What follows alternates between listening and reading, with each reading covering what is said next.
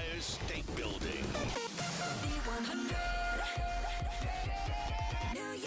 What's up? We are Z100, New York's #1 hit music station. I'm Crystal Rosas with the worldwide name, the viral on TikTok during the pandemic, now in the flesh, even more viral again, Miss Sophie Ellis-Bextor. Welcome. Hey! Oh, I feel like I should add my hand claps just to make it sound a bit more fulsome. No. Thank you for being here. Congratulations. Last night was a huge night for you, your first TV performance in the U.S. Yes. Jimmy Fallon. I know. I thought I'd start big, and I had such a ball. You thought you'd start big? Yeah, you're gonna start at the yeah, top. let's just go for it. And I feel like I got like a really amazing experience because they gave me like a little catwalk with a little crowd around me, so it was quite a clubby feel. And I had a big disco ball and confetti, and I was just very happy. Oh my gosh! No, you looked gorgeous, amazing. Obviously, you've been doing this for some time now, and now. Mm-hmm. Blowing up your song in the UK for what it was at that time, and then now it's revived here in the US, and you're doing things like Fallon. You're announcing your first New York City show. Yes. At Webster Hall this summer. Yes, yeah, on June the 6th I'll be at Webster Hall. And for me, look, I love what I do so much. And you're right, I've been doing it for, as you say, a little while. I've been singing Murder on Dance Floor for over 2 decades, right? So it's like over 22 years of singing it, and it still makes me really happy. I've released 7 albums, and I just feel very lucky that I get to have new adventures. That is such a life force to put into what I do. It gives me such excitement and fun, and I just love it. So I can't wait for the live show. I know. Oh my gosh, it's going to be such a different space seeing you in New York. What have you seen now performing in TV and doing the Jimmy Fallon, that even though you've been doing this worldwide, how different was it doing it here in New York City? Well, New York is somewhere that's always been really special to me. It was the first place I ever came in the States when I was 11, and I fell in love with it then. And then I came back when I was actually a teenager, and I did a school exchange here. So I went to school very, very briefly in New York, but it gave me a little chance to sort of bed in, to walk the streets, to feel a little bit less of a tourist. Came back for my 18th birthday. Like, I've got a long relationship with New York. You're a New York girly. You are a New Yorker. It's always been for fun, you know. So I've explored, I've played, I've made memories here. So to add a new one with bringing my band here is really special because it kind of makes things come full circle. Everybody loves New York. You must know that. It's one of those cities everybody gets excited about. Wow. And the reason that this song just has a second wave of life was obviously because of the movie Saltburn. Yes. Everyone's been talking about it nonstop. You can watch it on Prime Video. But the fact that you went with your teenage son and your mother, and those are some scenes where, like, a lot of us, it's our living nightmare to be around people like that. It's a little challenging. How was the car ride home? I think actually the worst bit was when we were in the screening, and I remember having my head in my hands for a few scenes. You can probably guess which ones. And I was just worrying, like, is my son all right? Is my mum all right? And I was thinking, my poor son, he sat in between his mum and his grandma. Like, that's pretty full on. But you know what? He was absolutely fine. He loved it. He was like, that's one of my top 10 best films I've ever seen. He loved it. My mum was fine. So it turned out the one who'd been panicking was me. I was sort of projecting, I think. But we did all love it. I thought it was dark and twisted and funny and clever. It's very much my kind of film. Good. I'm so happy that ended up working out for you. I know. Lucky me. But also I loved how Murder on Dance Floor was used in the film. I thought it was pretty glorious. It's not every day you see someone dancing to it naked, so it's nice to see it on a big screen. An iconic moment of the film, and now we're able to share it with everybody. And even before the Saltburn recurrence, you actually were doing your own thing during the pandemic. You decided to bring life and happiness to people that were stuck home with your family. You did a kitchen disco. That's right. Yes. Oh, it's so funny to be talking about that here. Yes. So during the pandemic, as you say, feeling completely discombobulated, you know, all live work gone, not even able to go and visit friends and family, stuck at home, my husband and I and our 5 kids. And he said, why don't we live stream a disco this Friday night? You can do some of your songs, some covers. And I thought, that is such a crazy idea, but I don't have anything else I'm doing. So on went the sequin catsuit, and we just live streamed this disco. And it made us feel better. Like, music is such an incredible tonic, isn't it? Because it can just lift you out of the mood you're in and make you feel better. So from then on, we were like, right, we'll do that every week. And it just gave me a place to go in my head. We could just plan these discos. I could learn lyrics to songs I was doing a cover of. And it gave us a little community. So everybody that came over during that time, it's really hard to even now articulate what it meant to me, but it kind of meant everything. That kind of madness kept me sane, actually. And then you brought it to life with a mini tour for the kitchen disco. Yeah, well, there came a point where I realised, probably like lots of people actually, where I thought, oh, hang on a minute, the pandemic isn't just life on pause. This is actually like part of the story. This is what happened, and it informed other things. And I suppose because I was doing these little discos from home, I was like, actually, I can do these on a stage in front of people and bring it full circle. So I think, yeah, it was sort of halfway through the pandemic, I thought my dream is now to one day be reunited with everybody and do a disco all under the same roof. So we actually get to have that communal space in real life. And it was incredibly moving, actually, to be able to bring it out into the daylight like that. That is so cool. I know you were playing your own songs. You're also playing songs that you just love for everyone. And now you're on your own tour, European tour. Congratulations. That is big. How has tour been? I love it. I think, probably like lots of musicians, my favorite bit of what I do is the live stuff. I love singing. I love being with my band. I love having a crowd. I love the energy.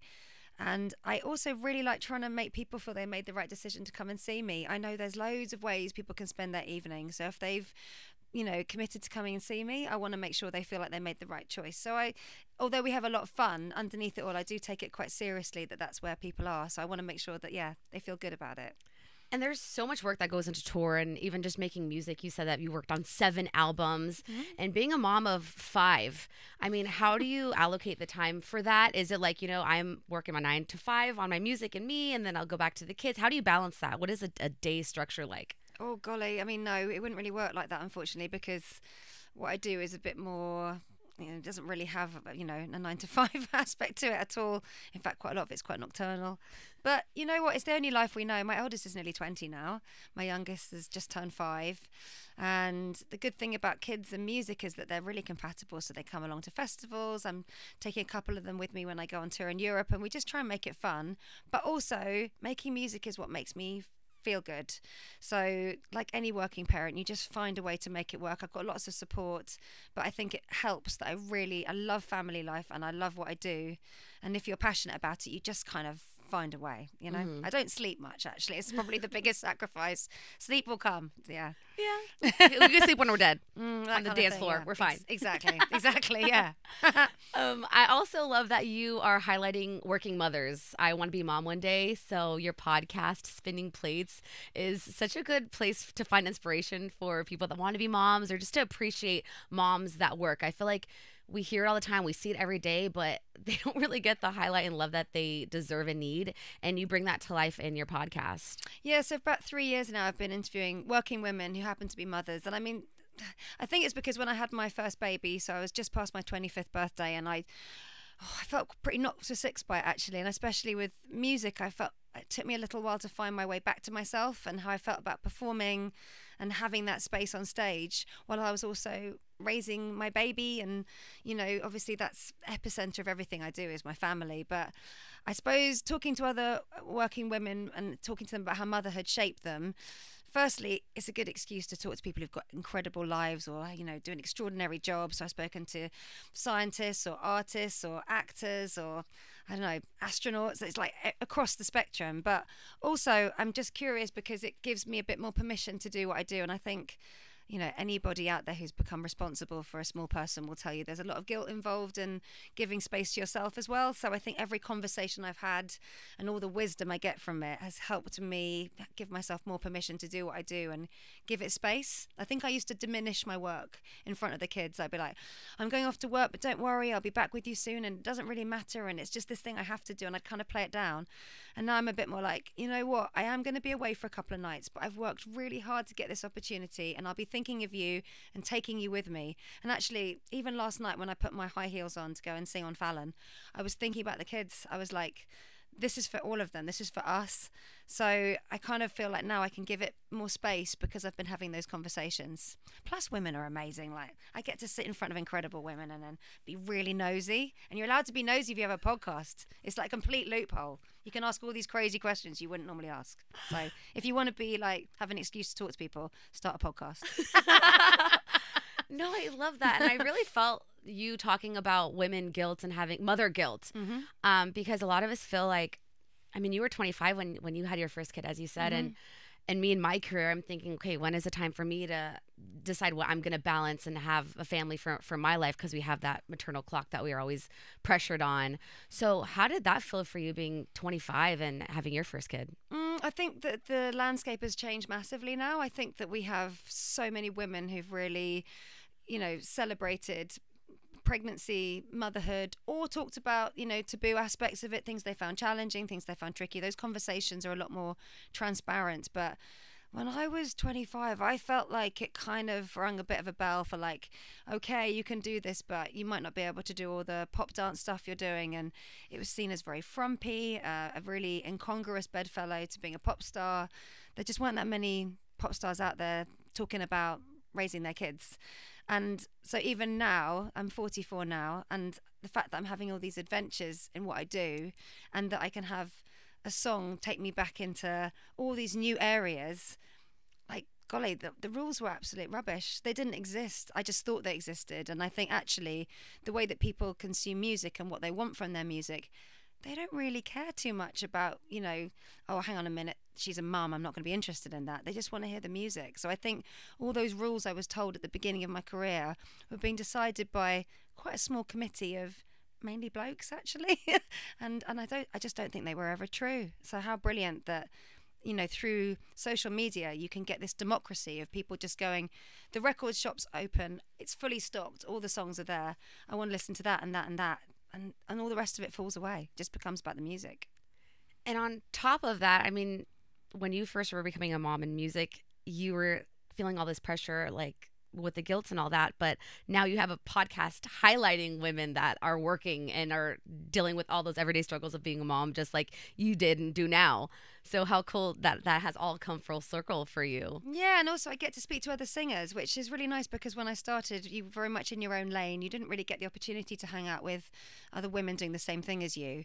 So talking now to all these singers, I've spoken to like Jessie Ware and Roisin Murphy and Melanie C, and you can sit opposite them, and then you're like, actually, can I just find out a bit more about how you feel about performing, how you feel about your relationship with music?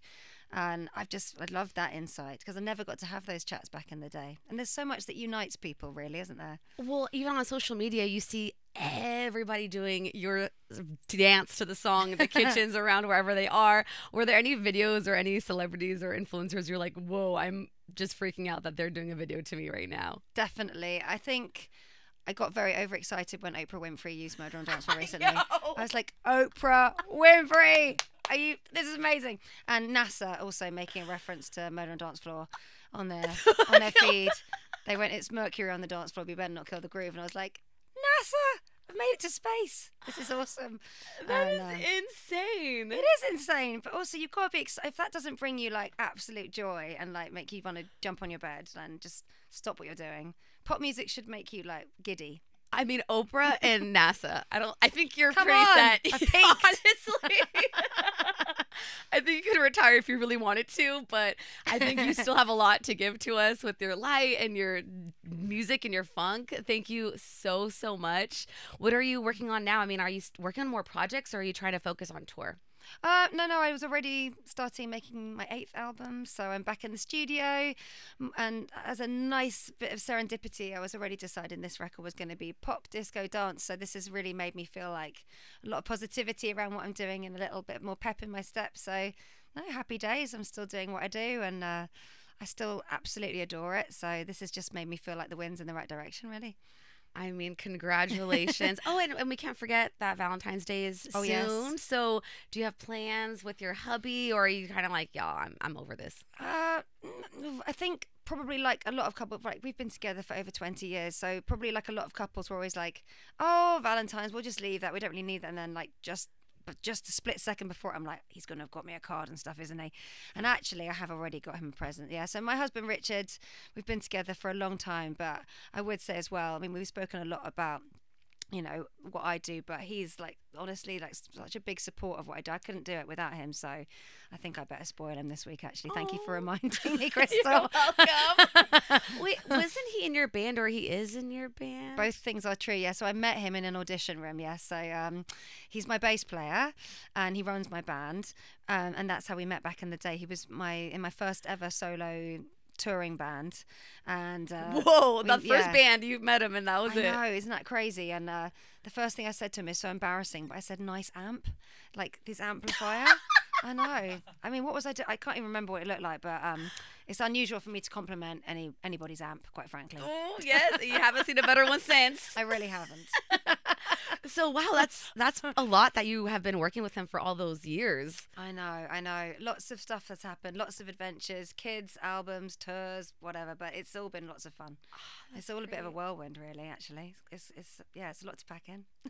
Well, we cannot wait to see you at Webster Hall this summer. Oh, I can't wait either. It's going to be so exciting. So many amazing, iconic artists have gone through Webster Hall. So the fact that we're so lucky enough to get you now there, I mean, it's everything. I am the lucky one. It's really prestigious, but also I just feel like what a blast to come to one of my favorite places on earth and do a live show. I'm just going to have a ball. And a place that this has been your home for a little bit too, like since you were little, you said. I've visited here as often as I could, and I've always had so much fun here. Like, it's funny when I walk around the streets, it's like I bump into myself, like, oh, I remember being here, I remember this happening.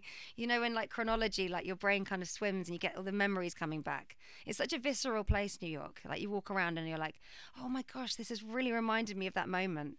Yeah, it's special. To wrap it all up, do you think you have a favorite memory of New York that you can share with us, or like something that really stands out to you? Actually, do you know what? I think it was when I was making my first album, so that was where Murder on Dance Floor originated as well. But I came here and I worked with Fred Schneider from the B-52s, and I worked with Moby, and I wrote some songs here. And just being able to work with like people that I thought were incredible here in such an amazing place was really exciting for me. Yeah. Wow, so Murder on the Dance Floor, kind of the origins and all that come back to New York City. Yeah, absolutely. Yeah. It was very much part of that time and part of that whole album, Read My Lips, like that story. Absolutely. It all informed it, 100%. Yes. Well, it's coming back. It is coming back to Webster Hall. Thank you so much. Congratulations. And we just cannot wait to keep killing it on the dance floor for you because of you. So thank you so much. Cheers, Crystal. Thank Sophie you. Ellis-Bextor. From the top of the Empire State Building. C100.